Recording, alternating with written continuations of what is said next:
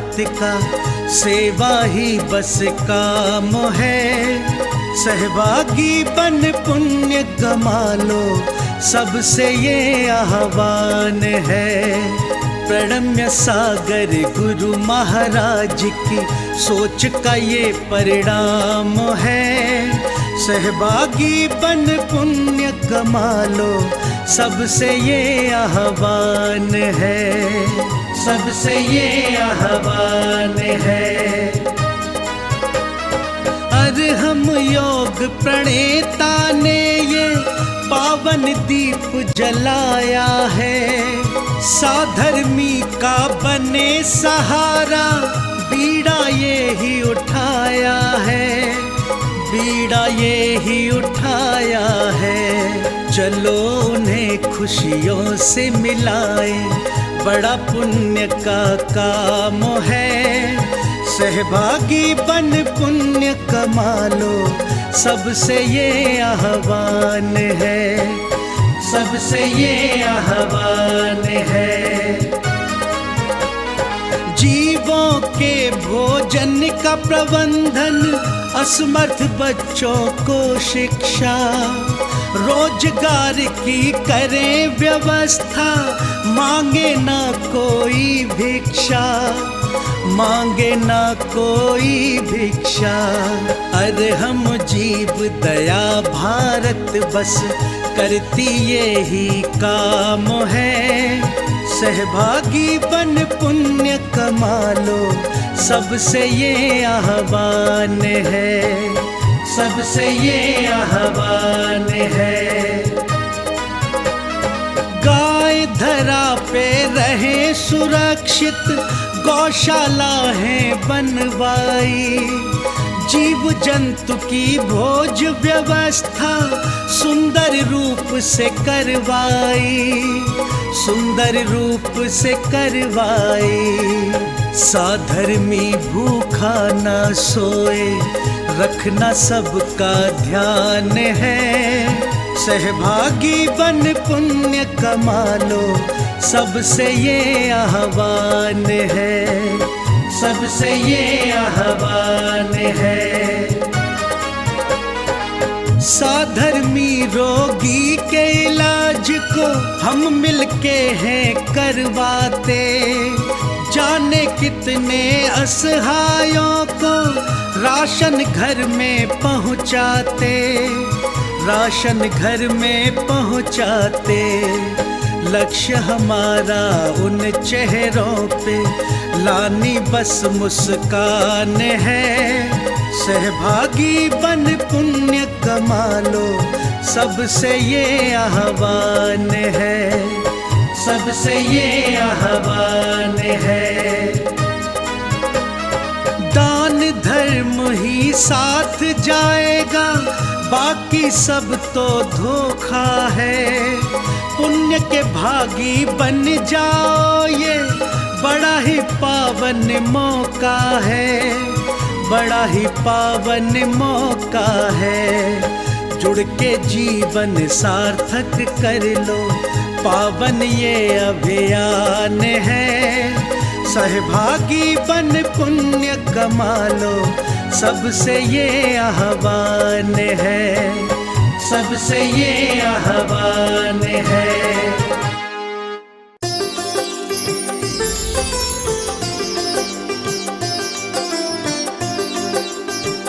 चोर लुटेरे भी ईमानदारी से चोरी करते हैं, चोर लुटेरे भी सत्यवादी होते हैं। चोर लुटेरे भी जिस तरह की चोरी करके अपने सरदार को देते हैं, उसमें जितना हिस्सा मिलना चाहिए वो उतना हिस्सा ही पाते हैं और सरदार के साथ बिल्कुल वफादारी के साथ काम करते हैं। माने सरदार से तो उनकी वफादारी है ही ना। उनकी श्रद्धा आपके प्रति नहीं है कोई बात नहीं, धनिकों के प्रति नहीं है कोई बात नहीं, लेकिन अपने सरदार के प्रति तो है, तो श्रद्धा तो है, गुण तो है। जब वो अपने सरदार के पास जाएंगे तो उसी अदब से पेश आएंगे, उसी नम्रता से पेश आएंगे जिस तरह से एक गुणवान व्यक्ति अपने बड़ों के समक्ष पेश आता है। तो उनके अंदर भी नम्रता है, ये भी गुण है।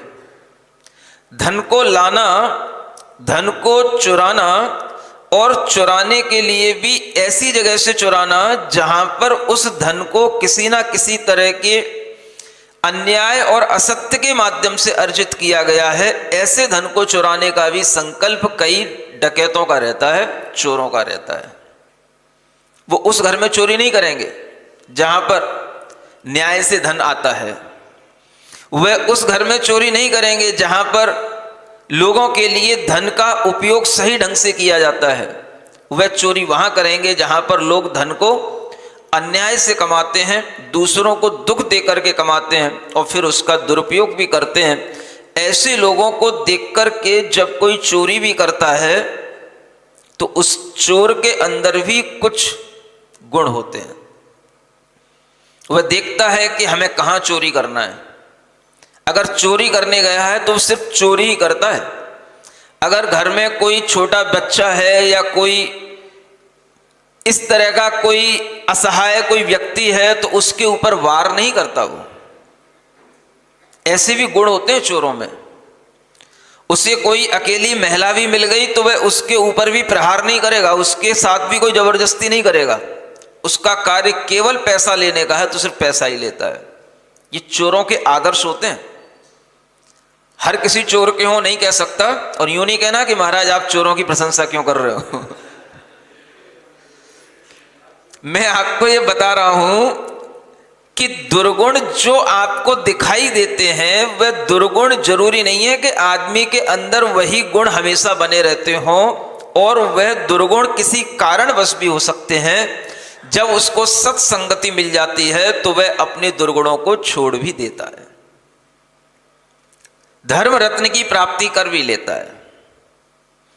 आचार्य शांति सागर जी महाराज के समय पर एक मुनि महाराज हुए जिनका नाम था पाय सागर महाराज। सुन रहे हो? जब आप उनका कभी जीवन चरित्र पढ़ो, और वो जीवन चरित्र उनका तो अलग से क्या लिखा मिलेगा, वो चारित चक्रवर्ती आप आचार्य शांति सागर जी का कभी ग्रंथ पढ़ो तो आपको मिलेगा। उन्होंने अपने बारे में खुद बताया, और दुनिया उनके बारे में उस समय पर जानती थी कि उनसे ज्यादा अपराधी व्यसनी कोई नहीं था। माने वह हर बुरे काम में लिप्त थे, लेकिन आचार्य शांति सागर जी महाराज के प्रभाव से उनमें ऐसा बदलाव आया कि वह अपने आप को इतना समर्पित कर दिए कि उन्होंने एक दिन मुनि धर्म को अंगीकार कर लिया, और उन्होंने अपनी आत्मा में ये सम्यक दर्शन ज्ञान चारित्र के रत्नों की प्राप्ति कर ली। अब आप सोचो, ये धर्म रत्न किसको मिलते हैं? मिलेंगे तो गुणवान व्यक्ति को ही मिलेंगे, लेकिन आप जिसे दुर्गुणी समझ रहे हैं वो जरूरी नहीं है कि वो दुर्गुणी ही हो। व्यक्ति के अंदर गुण रहते हैं, किसी बात से या किसी प्रयोजन से उसे कुछ बुरे काम कर जाने पड़ जाते हैं। इसका मतलब ये नहीं है कि वो आदमी भीतर से ही बुरा होता है। यह शिक्षा भी आपको हमेशा जैन धर्म से लेते रहना चाहिए। इसलिए जैन धर्म में कहा जाता है पापी से पापी व्यक्ति भी हो उसको भी आप सन्मार्ग पर ला सकते हैं, आप उसको भी संबोधन दे सकते हैं, और उसको भी अच्छे वचन सुना करके उसे सत्मार्ग पर ला करके उसे प्रेरित आगे धर्म प्राप्ति के लिए कर सकते हैं। दुर्गुण का मतलब, गुणों के वैभव से रहित होने का मतलब वह होता है कि जब व्यक्ति धर्म की बात को सुनना भी पसंद ना करे।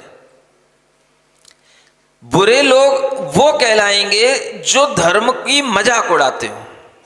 बुरे लोग वह कहलाएंगे जो सच्चे धर्म की बात सुनना भी पसंद नहीं करते हो। बुरे लोग वह कहलाएंगे जो सच्चे धर्म को देख करके उसे एक ढोंग ही समझते हो। लेकिन आपके घरों में भी ऐसे बुरे लोग मिल जाएंगे जो जैन कुल में जन्म लिए हैं, लेकिन वह धर्म क्रियाओं को सिर्फ ढोंग समझते हैं। मंदिर जाना सिर्फ एक ढोंग समझते हैं। उपदेश सुनना सिर्फ एक दिन भर की एक क्रिया समझते हैं, और किसी भी प्रकार के उपदेशों से उन्हें कोई भी लगाव उत्पन्न नहीं होता। ऐसे ढोंगी आपके घरों में भी बैठे होंगे। लेकिन आप उन्हें दुर्गुणी नहीं कहेंगे। आप जब भी दुर्गुणी कहेंगे किसको कहेंगे? किसी दूसरे घर वाले को कहेंगे, दूसरे धर्म वाले को कहेंगे। जबकि दूसरे धर्म का व्यक्ति अगर कभी भी उपदेश सुन ले, किसी भी तरह से मुनिराज के दर्शन कर ले, किसी भी तरह से कोई भी बात उसके घर अंदर बैठ जाए, तो वह बहुत जल्दी उसे स्वीकार कर लेता है। और आपके घरों में ऐसे पट्टे बैठे होंगे, सुन रहे हो, सब पट्टे कहलाते हैं, जिन पर कोई असर नहीं पड़ता। वो बैठे होंगे। ऐसे भी लोग होंगे जिन्होंने चातुर्मास में एक बार भी आकर के मुनि महाराज के दर्शन न किए हों, उनके चरण स्पर्श भी ना किए हों, उनके निकट बैठ करके उन्हें ढंग से नमोस्तु भी ना किया हो, दो बातें भी उनकी ना सुनी हो। ऐसे भी पट्टे ढूंढोगे तो बहुत सारे मिल जाएंगे। मिलेंगे कि नहीं मिलेंगे? जैनियों की बात कर रहा हूं। हाँ, कईयों को तो पता भी नहीं होगा कि कहां क्या चल रहा है। आप समझें कि हम अपने घर के लोगों को कभी दुर्गुणी नहीं समझते हैं। जैन कुल में जन्म ले लिया तो ये समझते हैं कि ये तो बहुत पुण्यवान है, बहुत गुणवान है। गुरुओं का लाभ लेने का भाव नहीं, उपदेशों का लाभ लेने का भाव नहीं, आप उन्हें केवल जैन होने मात्र से गुणी कैसे कह लोगे? उससे अच्छे तो कभी कभी चोर उचक्के समझ में आते हैं। दुर्गुणी लोग जो दुनिया में दिखाई देते हैं, अगर उन्हें कभी थोड़ा सा भी बैठने का, निकट में बैठने का माहौल मिल जाए, या उन्हें कभी निकट में बैठने का अवसर मिल जाए और उन्हें एक बात भी अच्छी सी बता दी जाए, तो वे बड़े आसानी से स्वीकार कर लेते हैं। आप समझो, यहां पर उन्हीं गुणों की बात कही जा रही है। गुणवान व्यक्ति होगा, कहीं पर भी रहेगा, धर्म ग्रहण कर लेगा, और कर लेते हैं लोग। इसलिए कहा जा रहा है कि जिन जीवों में गुण होंगे वो तो धर्म को ग्रहण कर लेंगे, लेकिन जिनमें गुण नहीं होते हैं वो कभी धर्म ग्रहण नहीं कर पाते। उनके लिए धर्म रत्न दुर्लभ हो जाता है। अब ऐसे भी कई आपके बच्चे होते हैं जिन्हें मुनि महाराज के सामने आने में ही भय लगता है, या कहो कि डरते हैं। क्यों डरते हैं? आना नहीं चाहते। उनका डर आपने निकाला क्यों नहीं? उनके डर को आपने समझा क्यों नहीं कि ये किस बात से डरते हैं? और जब तक उनका डर निकलेगा नहीं, तब तक उनके अंदर जो छुपा हुआ गुण है वो प्रकट होगा नहीं। अब उनका डर निकालना आपकी पहली जिम्मेदारी होनी चाहिए कि वह सामने आने से क्यों बचते हैं, क्यों कतराते हैं, क्यों डरते हैं। ये जब आप उनके भीतर का ये डर दूर करोगे, तब जाकर के उनका वह गुण प्रकट होगा और वह फिर उस धर्म रत्न को ग्रहण करने के योग्य बनेंगे। इसलिए धर्म रत्न अपने आप में महंगा रत्न है, और इसके लिए भी गुणवान होना जरूरी है। अन्यथा आप देखोगे, अगर कोई गुणवान नहीं है और धर्म रत्न को ग्रहण कर भी लेता है, तो भी वह धर्म का पालन नहीं कर पाता है। मानो अगर आप में उद्दंडता है, अक्खड़ता है, गुरुओं के विनय करने का भाव नहीं है, हमेशा दूसरों के प्रति दुर्व्यवहार करने का भाव है, कठोर वचन बोलने का भाव है, दूसरों पर हमेशा व्यंग कसने का भाव है, ये सभी दुर्गुण आपके अंदर हैं। और फिर भी अगर आप धर्म सुन तो रहे हो, लेकिन जरूरी नहीं कि आप उस धर्म रत्न को ग्रहण कर पाओ। अब दोनों चीजें ध्यान में रखना। वह भी लोग हैं जो धर्म में हैं लेकिन धर्म रत्न को ग्रहण नहीं कर पा रहे हैं, और वह भी लोग हैं जिनके पास में धर्म का माहौल नहीं है लेकिन धर्म रत्न ग्रहण कर सकते हैं। उन्हें थोड़ा सा वातावरण मिले तो उनके परिणाम बहुत बदल जाते हैं। ऐसे भी कुछ लोग होते हैं जो अपने आप मन ही मन में भले ही रोजाना दर्शन करने ना आ पाते हों, लेकिन अपने ही मन में ये नियम ले लेते हैं कि जब तक महाराज चातुर्मास यहाँ कर रहे हैं हम इतने व्यसनों का त्याग कर देते हैं, हम ये चीज़ों का सेवन नहीं करेंगे। ऐसे भी बहुत से लोग होते हैं, वो हमसे भी कहने नहीं आएंगे लेकिन अपने मन में कर लेंगे। तो दुर्गुण और सगुण की परिभाषा आपके देखने में जैसी आए वैसी होती हो, हम ऐसा नहीं कहना चाहते हैं। दुर्गुण और सगुण की परिभाषा एक अलग ही है और वह भीतरी भावों से संबंध रखने वाली परिभाषा है, और ये भावों का संबंध व्यक्ति ही जानता है। ऐसे बहुत से व्यक्ति होते हैं जिन्हें चातुर्मास से पहले इंतजार रहता है कि महाराज का चातुर्मास यहां होगा तो हम इस तरह के नियमों का पालन करेंगे, और कर लेते हैं। वो सामने बैठे हुए भी लोग हो सकते हैं, और जो सामने नहीं है हो सकता है कि वो एक बार भी चातुर्मास में दर्शन करने ना आए हो लेकिन नियम का पालन कर रहे हो। सुन रहे हो? संभावनाएं सब होती हैं, और सब लोग समय समय पर अपना पत्ता खोलते हैं। कुछ ऐसे भी लोग होते हैं जो शहर में जब तक रहते हैं तब तक नहीं आते हैं, और जब बिहार होगा तब सामने आएंगे। ऐसे भी लोग होते हैं। सबकी अपनी अपनी मानसिकताएं होती हैं, लेकिन हम बहुत जल्दी किसी के लिए यह कहने की जरूरत ना करें कि यह व्यक्ति दुर्गुणी है, यह व्यक्ति सगुणी है।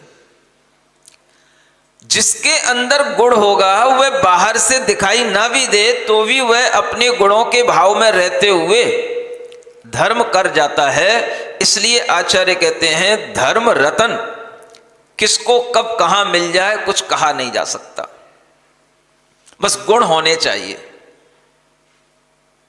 आपके अंदर सबसे पहला गुण है तो भीतर से आपके अंदर थोड़ी सी श्रद्धा होनी चाहिए, थोड़ा सा समर्पण का भाव होना चाहिए।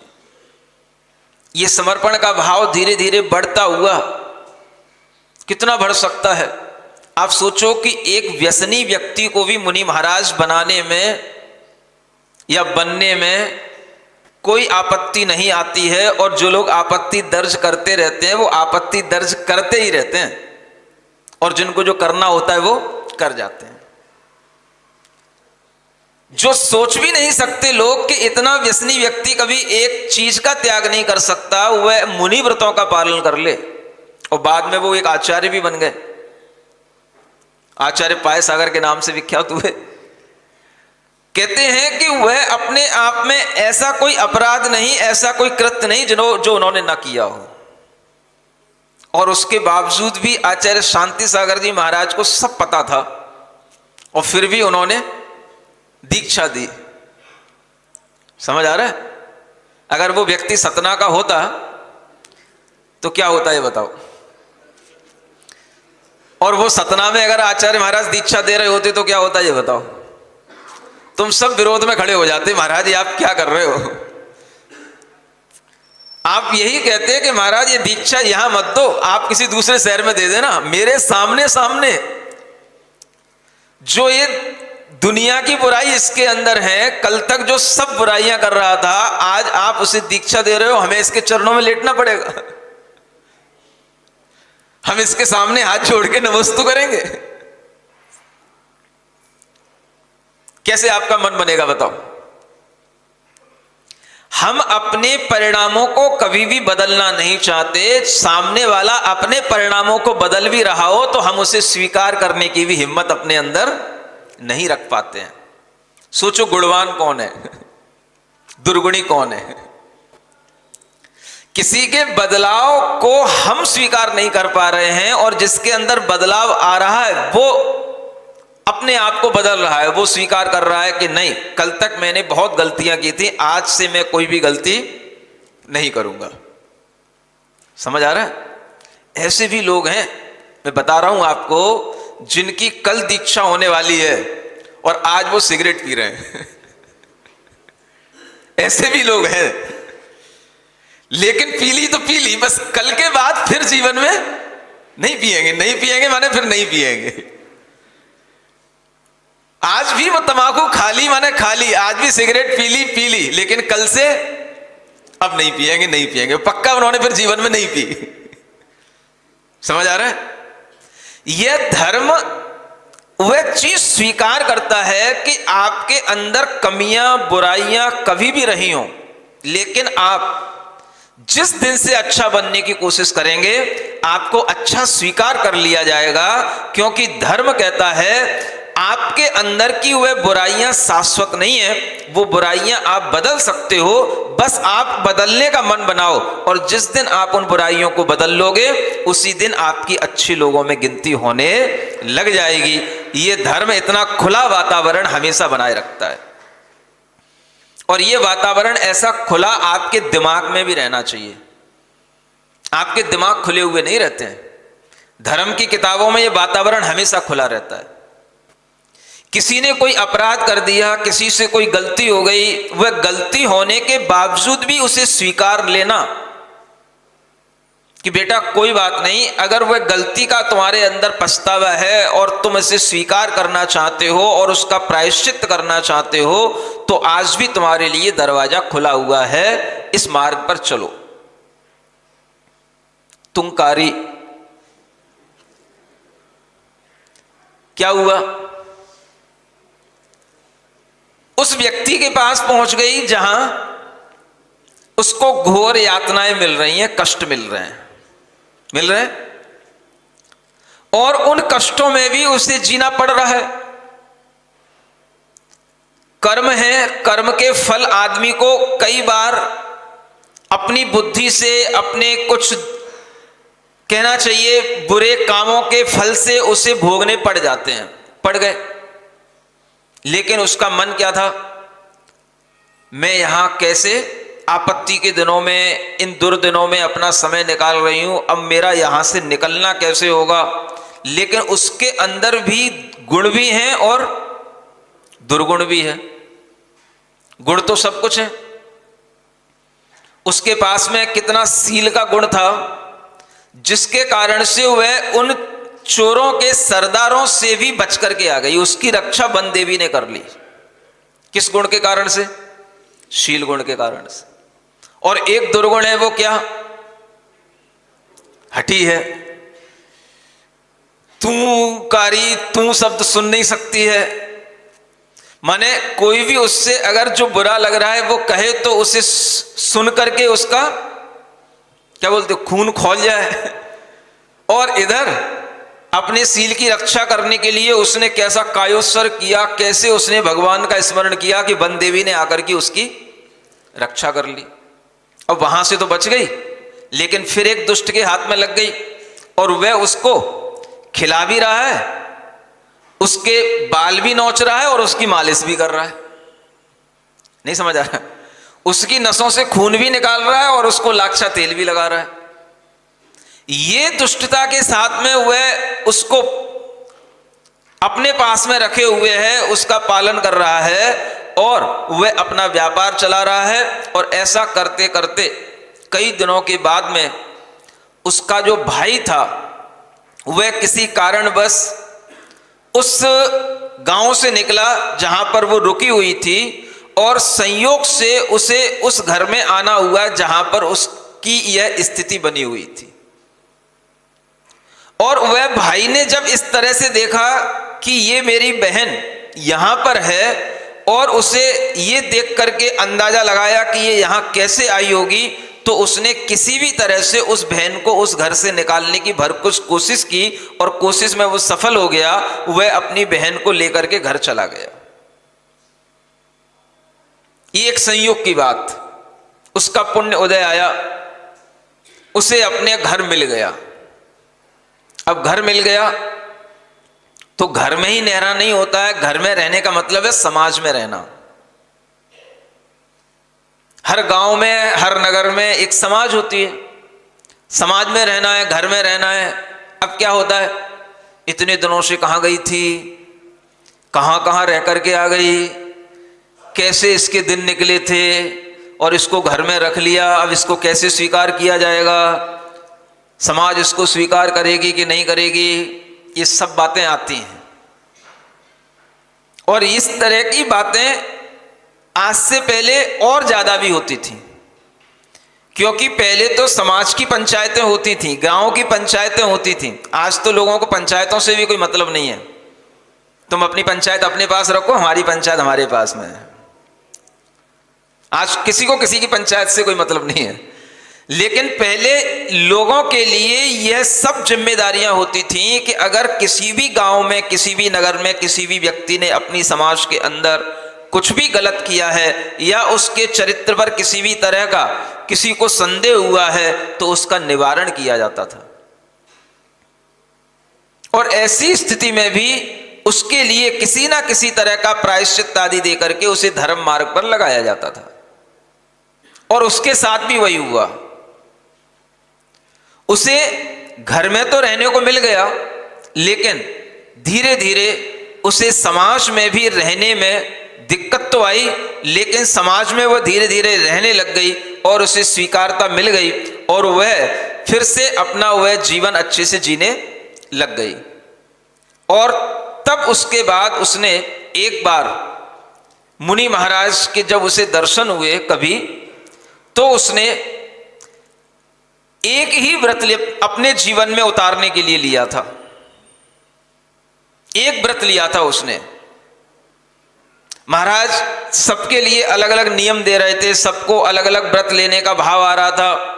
कोई रात्रि में भोजन नहीं करने का व्रत ले रहा था, कोई रोजाना मंदिर जाने का व्रत ले रहा था, कोई रोजाना शाकाहार करने का व्रत ले रहा था, कोई दिन में खाने का व्रत ले रहा था, कोई केवल कुछ फल कुछ सब्जियां का नियम बना रहा था, कोई 2 प्रतिमा के व्रत ले रहा था, कोई 1 प्रतिमा के व्रत ले रहा था। सब अपने अलग अलग व्रत ले रहे थे। कोई आलू प्याज नहीं खाने का व्रत ले रहा था, कोई कटहल बैगन नहीं खाने का व्रत ले रहा था,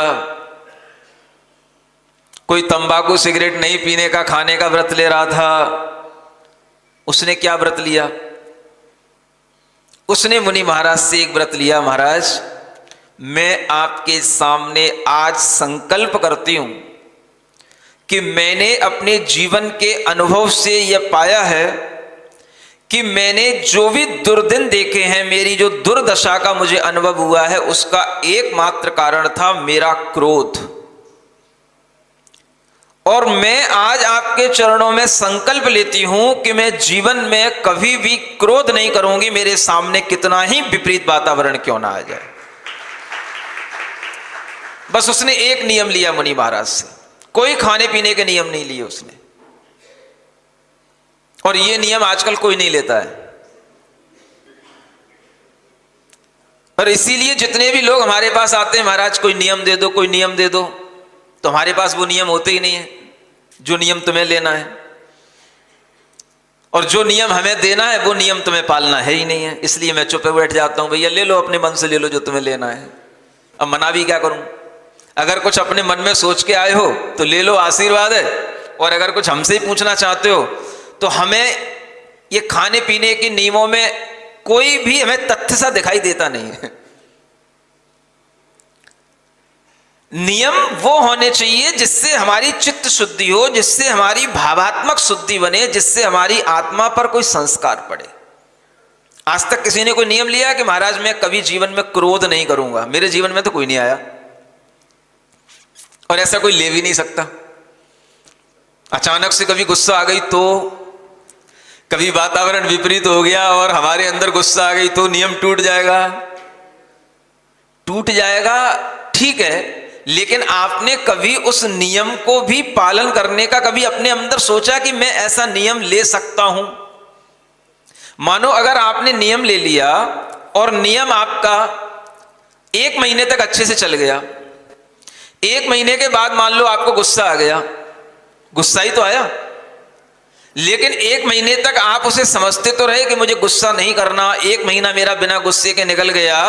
अब अगर कभी आपके लिए गुस्सा आ गया तो आप उसका प्रायश्चित भी तो ले सकते हो कि महाराज हमसे वो गुस्सा आखिर हो गया, अब मुझे वह प्रायश्चित दे करके उसी नियम में फिर से दृढ़ बना दो। तो क्या होगा? जीवन में ज्यादा से ज्यादा आपका वह नियम 1 बार 2 बार 3 बार टूटेगा। मुझे लगता है कि जीवन के तमाम वर्षों में वह नियम अच्छे ढंग से पलेगा। इससे बढ़कर के आपकी आत्मा पर और क्या संस्कार पड़ेगा कि हमें किसी पर क्रोध नहीं करना, हमें क्षमा का भाव धारण करना, और ये क्षमा ही सबसे पहला हमारा धर्म है। इस धर्म का संस्कार पड़ गया तो उस जीव को कोई पूजा करने की आवश्यकता नहीं पड़ेगी। समझ आ रहा है? इसलिए ये नियम कोई नहीं लेता, अपने आत्म सुधार के नियम कोई नहीं लेता, अपनी बुराइयों को त्यागने के नियम कोई नहीं लेता। बस आलू नहीं खाएंगे, प्याज नहीं खाएंगे, रात में नहीं खाएंगे, भले ही रात भर लड़ेंगे लेकिन रात में खाएंगे नहीं। रात भर बच्चों को गालियां देंगे, पत्नी को मारेंगे, सब करेंगे, लेकिन रात में खाएंगे नहीं। पानी छना पिएंगे, भले ही किसी के ऊपर गुस्सा आ गई तो एक पूरा कुंड का कुंड उसके ऊपर लुढ़का देंगे, लेकिन पानी छना पिएंगे। समझ आ रहा है? ये अगर हमारी विचारधारा बनी रही तो ये सिर्फ धर्म का ढकोसलापन कहलाता है।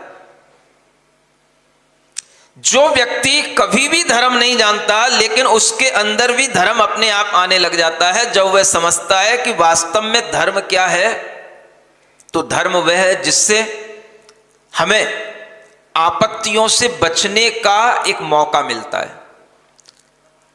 वह तुंकारी को यह समझ में आया कि मैं आपत्तियों में क्यों पड़ी, एक अपनी एक हट की वजह से, एक अपने गुस्से की वजह से, और उसी गुस्से के कारण से मेरा कितना अनर्थ हुआ और मैं अपने पुण्य से बच के आ गई।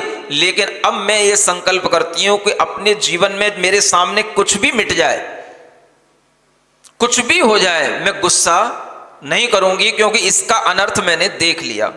और उस दिन का वो संकल्प था कि उसने अपने जीवन में वह संकल्प बखूबी निभाया, और उसी का परिणाम था कि जब जिनदत्त सेठ उसके घर में आया, एक घड़ा लिया तेल का, वो भी फूट गया, 2 घड़ा लिया, वो भी फूट गया, तीसरा लिया, वो भी फूट गया। और जब उसने ये कहानी अपनी जिनदत्त को सुनाई, तब जिनदत्त को लगा कि वास्तव में धर्मात्मा जीव तो यही है, धर्म रतन का पालन करने वाली आत्मा तो यही है। ये धर्म रत्न कहलाता है। क्षमा रत्न है कि नहीं बताओ? नहीं है। क्षमा की पूजा कर ली बस, क्षमा की आराधना भावना करने का भीतर से जब तक गहरा विचार नहीं आया तो आपने उस धर्म रत्न को क्या धारण किया। इसलिए आचार्य कहते हैं कि जो अपने अंदर गुणों को धारण रखने की करने की इच्छा करते हैं, जिनके अंदर गुणों की पहचान होती है, उन्हीं के अंदर धर्म उतरता है। धर्म कोई बाहरी चीज नहीं है कि आपके ऊपर तिलक लगा दिया जाए कि आप धार्मिक हो गए। गुणों की पहचान जहां होगी वहां धर्म होंगे। जिस तुंकारी ने यह समझ लिया कि क्रोध अनर्थ का कारण है और क्षमा शांति का कारण है, उस तुंकारी ने अपने अंदर धर्म रत्न प्राप्त कर लिया। जिनदत्त सेठ जो उसके पास में बचा खुचा तेल था, लाक्षा तेल, वह लेकर के मुनि महाराज के पास गए, मुनि महाराज की सेवा की, और संयोग से मुनि महाराज की सेवा करने से वह मुनि महाराज की भी व्याधि दूर हो गई, मुनि महाराज भी निरोगी हो गए। सेवा करोगे तो फल तो मिलेगा ही। सेवा की। अब वह मुनि महाराज को भी देखो कि कितनी विपरीत परिस्थितियों में भी उन्होंने अपना धर्म नहीं छोड़ा। सिर जल गया हो, आधा जल गया हो, जिनका सिर में कितनी पीड़ा होगी, और उस पीड़ा में भी उन्होंने धर्म नहीं छोड़ा। जिनदत्त सेठ की भैया वृत्ति से, उनकी सेवा से वह ठीक हो गए, लेकिन अगर उनके अंदर की दृढ़ता देखी जाए तो आप समझ सकते हो कि व्रतों को अंगीकार करके उसे जीने का जो भाव होता है, वह भाव भी अपने आप में एक बहुत बड़ा गुण कहलाता है। ये गुण नहीं है।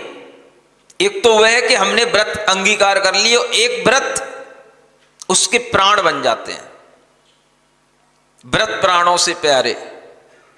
जब प्राण बन जाते हैं तो वो उसका जीवन बन जाते हैं, और ये जीवन जब बन जाता है तो ये भी एक अपनी लाइफ स्टाइल बन जाती है। लोगों को देखने में लगता है क्या ऐसा भी जीवन जिया जा सकता है? तो जीने की प्रैक्टिस करोगे तो सब जीवन जिया जा सकता है। जब तक वहां बैठे रहोगे तब तक वो प्रैक्टिस नहीं हो पाएगी, यहां आकर के बैठ जाओगे तो अपने आप प्रैक्टिस होने लग जाएगी। सब एक दूसरे से कह रहे हैं, आपके लिए कह रहे हैं हमारा। यह भी एक जीने का तरीका होता है। आपको लग रहा है कि अब ये कितना परिवर्तन लाएंगे, अब ये कैसा जीवन जिएंगे, अब इनके अंदर ये जीवन जीने की आदत कैसे बनेगी, और वो सब बन जाती है। कल तक जो व्यक्ति व्यसनी है, जैसे ही मुनि धर्म अंगीकार कर लेता है, क्या करने लग जाता है? अब उसे तंबाकू और सिगरेट याद आएगी। अब उससे कोई भी तरीके की बुरी आदतें या ड्रिंकिंग याद आएगी? कुछ भी कल तक सब किया उसने, और आज उसने अगर धर्म अंगीकार कर लिया, ऐसा परिवर्तन आता है उसके अंदर कि उसका पूरा जीवनचर्या एक अलग ही मोड़ पर चली जाती है, और वो खुद भी नहीं समझ सकता कि ऐसा बदलाव क्या आ सकता है, लेकिन जो बदलाव लाता है उससे वो बदलाव महसूस होता है। दूसरा देखता रहेगा बस कि ऐसा बदलाव इसमें आ सकता है, लेकिन आ जाएगा। अगर आप बदलाव की इच्छा करेंगे तो बदलाव होने के लिए पहले आपको इतनी बड़ी रिस्क लेनी पड़ेगी। रिस्क क्या? गुरु के चरणों में समर्पित होना पड़ेगा, उनसे दीक्षा पहले अंगीकार करनी पड़ेगी, और फिर उसके बाद में देखना पड़ेगा कि हां बदलाव हो रहा है कि नहीं। और नहीं हुआ कोई तो भी वो तुम्हारी योग्यता के ऊपर है। जब हर जगह पर रिस्क होती है तो इसमें भी रिस्क है। जब बिजनेस करते हो, दुकान चली तो और नहीं चली तो सब होती है, रिस्क तो हमेशा ही रहती है। इसी तरह से व्रतों में भी रिस्क होती है। आपने दीक्षा अंगीकार की और उसके बाद में आपके भीतर बदलाव आया तो और नहीं आया तो संभावना दोनों है। आ गया तो बल्ले बल्ले, और नहीं आया तो हल्ले हल्ले। नहीं समझ में आया? आएगा तो फिर आपकी बड़ाई होगी, बल्ले बल्ले होगी, और नहीं आया तो हल्ला होगा, ये क्या हो रहा है, ये क्या हो रहा है, ये क्या हो रहा है। अगर आपके अंदर वह बदलाव आने की कोई भी क्षमता दिखाई दे रही तो इसका मतलब है आप गुणवान हैं, और गुणवान लोग ही धर्म का पालन कर पाते हैं, धर्म को अंगीकार कर पाते हैं। इसलिए जिनके पास में गुण होंगे वह अपने गुणों की वृद्धि कर लेंगे, जिनके पास में धन होगा वो अपने धन की वृद्धि कर लेंगे, लेकिन जिनके पास में गुण कहीं से कहीं तक है ही नहीं तो उनके अंदर धर्म की प्राप्ति भी कहीं से कहीं तक होगी ही नहीं। ये बहुत अच्छी बात यहां कही गई। आपके अंदर कोई ना कोई गुण ऐसा होना चाहिए जो आपके गुणों को बढ़ाता चला जाए। गुणों से गुणों का आकर्षण होता है। एक समर्पण, एक नम्रता का भाव, एक अच्छा बनने की पहल, एक छोटा सा गुण भी अगर आपके अंदर है तो वह गुण आपको बहुत बड़े परिवर्तन के साथ आपके सामने आ सकता है। एकदम उसके अंदर परिवर्तन आ जाता है। अब एक ही बार वो भोजन करेगा, दूसरे के घर में जाकर के करेगा, दूसरा जितना देगा उतना ही ले पाएगा, दूसरा देना के लिए हाथ में कटोरी पकड़े है और दे नहीं रहा है तो भी मांग नहीं पाएगा। नहीं समझ आ रहा? कई बार होता है ऐसा। लोग कटोरी पकड़ा देते थे किसी के हाथ में, लो भैया ये दूध चला देना, अब वो आकर के खड़ा हो जाता है। अब वो मेरी शक्ल देखता है, मैं उसकी शक्ल देखता हूं। उसकी समझ में नहीं आता है कि महाराज मेरी शक्ल क्यों देख रहे हैं। उसे इतना भी ज्ञान नहीं, और उसके हाथ में कटोरी पकड़ा दी। समझ आ रहा है? तो फिर अपनी आंखें नीची करनी पड़ती है, जो हाथ में आ रहा है वही ले लो, और धीरे धीरे वो कटोरी पीछे चली जाती है। महाराज ले नहीं रहे, महाराज ले नहीं रहे। उसे देना ही नहीं आ रहा, ये नहीं कहेगा वो महाराज ले ही नहीं रहे, महाराज ले ही नहीं रहे। और कई बार ऐसा हो जाता है कि ऐसे संयोग बनता है कि जैसे मान लो जब वो देने को शुरू हो उसी समय पर कोई दूसरा भी आकर के अड़ जाए, तो 2 हाथ 3 हाथ एक साथ आ गए और अपन ने मुड़ी हिलाई तो तीनों हाथ चले गए। तीनों में किसी को ऐसा ज्ञान नहीं आता कि मना किसके लिए किया गया। 3 ऑप्शन थे, मना किस चीज के लिए किया गया। महाराज नहीं ले रहे, महाराज नहीं ले रहे, गए। ये कहलाती पराश्रित चर्या। समझ आ रहा है? लेकिन अब अगर उसे अपने अंदर बदलाव लाना है तो वह सब कुछ हंस करके सहन कर लेगा। समझ आ रहा है? और कभी कभी हंसी इसी बात पे भी आती है। और इस तरह का जब परिवर्तन आने लग जाता है तो आप सोचो कितना बड़ा परिवर्तन है। कल तक जो दिन भर खाता था, रात में भी खाता था, आज वह इतना संकल्पित हो गया कि अपने जीवन में केवल एक बार ही खाएगा। ये इस जो गाथा में कहा गया है, इसको आप भीतर से समझिए और अपने अंदर अगर गुण पैदा करोगे तो तुम्हें लाभ मिलेंगे, गुणहीन होंगे तो कोई लाभ नहीं मिलेंगे।